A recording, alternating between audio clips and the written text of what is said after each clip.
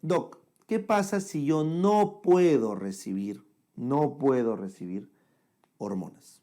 Soy cardiópata, trombofílica, hepatópata, tengo riesgo de algún cáncer hormonal, no puedo. Entonces, si tú no puedes recibir hormonas, te tienen que dar por seguridad, porque es el que le sigue en seguridad, un dispositivo intrauterino. ¿Ya? Entonces, los DIUs, como mecanismo de acción, actúan como cuerpo extraño. No se sabe bien el mecanismo, pero la teoría es que actúan como cuerpo extraño y generan inflamación.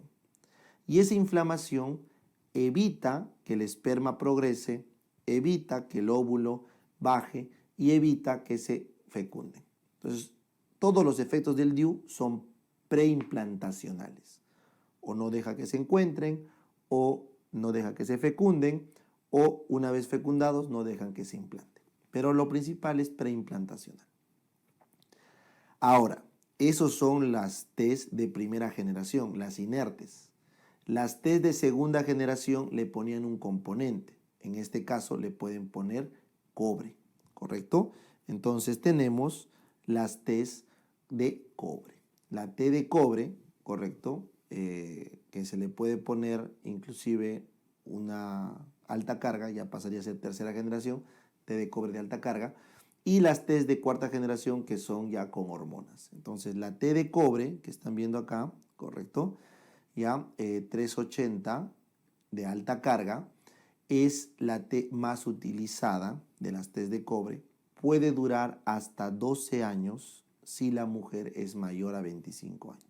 Entonces la ventaja de la T es que si se pone pasado los 35 años, se pone una sola vez y ahí queda, la T de cobre, ¿ya?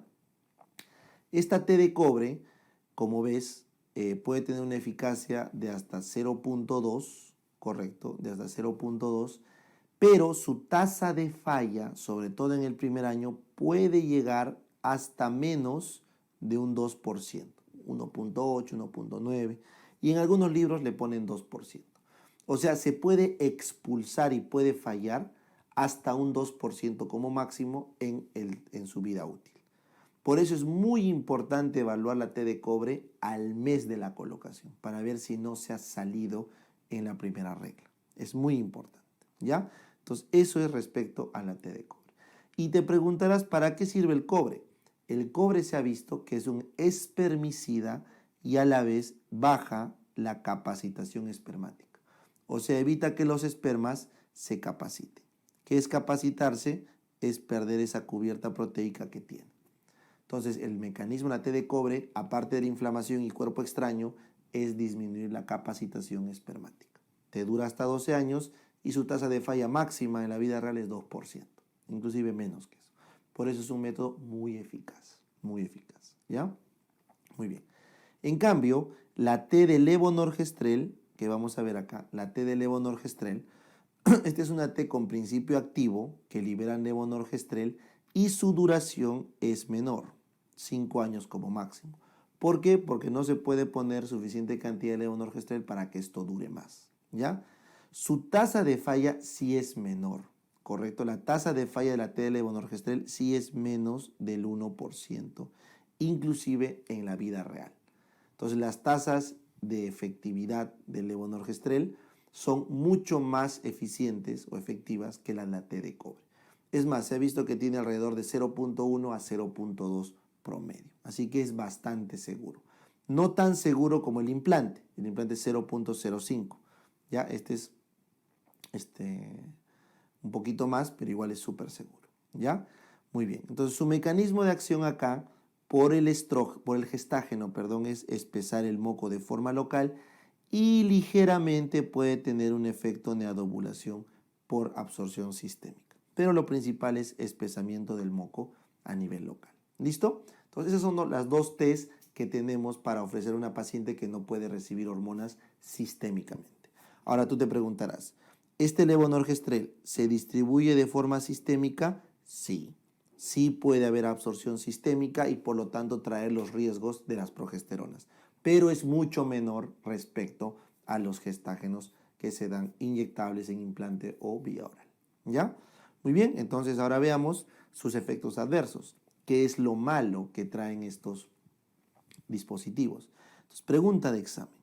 La principal complicación de la T de cobre es la hemorragia uterina normal que ocurre en los primeros meses de uso. En algunos inclusive hasta el primer año de uso, ¿ya? Entonces, esta hemorragia uterina normal obviamente va a generar anemia. ¿Ya? Entonces, esta hemorragia uterina normal es el principal o la principal causa por la cual el método se deja. O sea, la principal causa de abandono de la T de cobre es porque generas una anemia intratable por el sangrado, ¿correcto? El segundo efecto adverso que van a tener los dos es el dolor. Es el principal efecto adverso, el más frecuente, al colocarse, al usar y al retirarse. Pero no es causa de retiro. O sea, te duele cuando te lo ponen, te duele cuando lo usas, al inicio obviamente, te duele cuando te lo retiran, pero no es que dejas de usarlo por el dolor. La causa de retiro del DIU es por la anemia, ¿ya?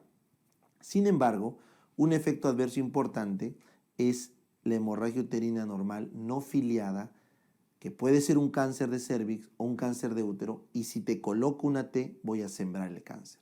Entonces está contraindicado poner una T si es que hay una hemorragia uterina normal de origen no filiado. No sé por qué estás sangrando. Porque si ese origen es un cáncer, yo te pongo la T y te siembro. ¿Ya? Muy bien.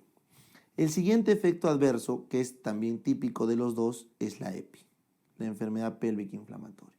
¿Correcto? ¿Por qué? Porque por vía ascendente se transmiten los gérmenes. Entonces, tanto el dolor como la EPI es un efecto adverso que comparten las dos T's, tanto la de cobre como la de levonorgestrel.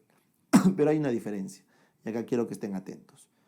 Cuando usan una T de cobre, el riesgo de EPI es por la colocación de la T.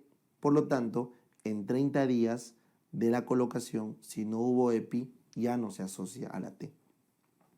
En cambio, en la T de levonorgestrel, el riesgo de EPI ocurre en la colocación, es cierto, los 30 días, pero aparte, si es que ha habido un antecedente de EPI dentro de los 3 meses anteriores a su colocación, el levonorgestrel puede reactivar la infección por atrofia del endometrio.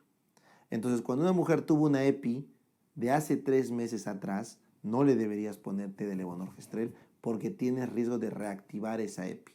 No de haber creado una nueva, sino de reactivarla. Esa es la diferencia. Y lo curioso, ojo al dato, es que con el tiempo la T de cobre no te protege de futuras EPIs, pero la T de levo sí, porque el levonorgestrel especie el moco, entonces te protege de futuras EPIs. Entonces ahí hay una especie de paradoja, pero creo que es entendible, ¿no? En cuanto a la cronicidad del uso de la T de levonorgestrel. Muy bien. Finalmente, está contraindicado poner una T de cobre o de levonorgestrel si es que hay una malformación uterina, porque puedes perforar el útero. Está contraindicado. Está contraindicado poner una T si es que hay tuberculosis, porque puedes sembrar. Tampoco se pone. ¿Ya? Muy bien. Y se ha visto, se ha descrito, pero no está demostrado, que la T de cobre se asocia a infección por Actinomyces israelí, pero es un dato que no está confirmado. ¿Ya? Muy bien. Ahora, respecto a la T de levonorgestrel, como les comenté, puede aumentar el riesgo de cáncer de mama, porque se absorbe, y puede aumentar el riesgo de adenomas hepáticos, porque se absorbe. Pero no te aumenta el riesgo significativamente de trombosis, sino básicamente los tumores.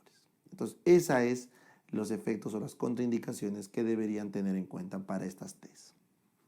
Bien, ahora, beneficios. ¿Tiene algún beneficio la T de cobre? Ninguno. Recuerda eso. No tiene beneficio. Por lo tanto, al no tener beneficio, simplemente se da porque no tienes otra opción. ¿Ya? ¿Y tiene algún beneficio la T de levo? Sí. La T de levo, el levonorgestrel, disminuye o corta el sangrado. Cuando se da más de un año el levonorgestrel, atrofia el endometrio. Entonces disminuye el sangrado. Entonces las mujeres anémicas se benefician del levonorgestrel en el primer año de uso, porque disminuye el sangrado. Por eso el levonorgestrel es tratamiento de la hemorragia uterina normal, porque corta el sangrado. Entonces sí tiene un beneficio, la anemia. ¿Ya? La anemia. previene la anemia por mucho sangrado. ¿Y le pasa algo al fetito? Sí. La T, sobre todo la de cobre, tiene riesgo de aborto. Tiene riesgo de aborto. Sobre todo aborto en la primera mitad de la gestación. ¿Cuánto es el riesgo? 50%. Es alto. Chicos, 50% de riesgo de aborto es alto. ¿Ya? Entonces, ese riesgo se debe a que el cuerpo extraño hace que no se implante, que se implante y luego se pierda, o que cuando crezca se aborta. Por eso, en toda paciente que le ha fallado la T de cobre, bueno, y también la de levonorgestrel, si es que se ven los hilos, se debe retirar en la primera mitad del embarazo, siempre. ¿Ya? Si es que no se ven los hilos, se debe dejar. Aunque UpToDate dice que con ecografía podrías retirarlo de forma guiada, pero la mayoría dicen que lo dejes. Pero si se ve el hilo, se retira.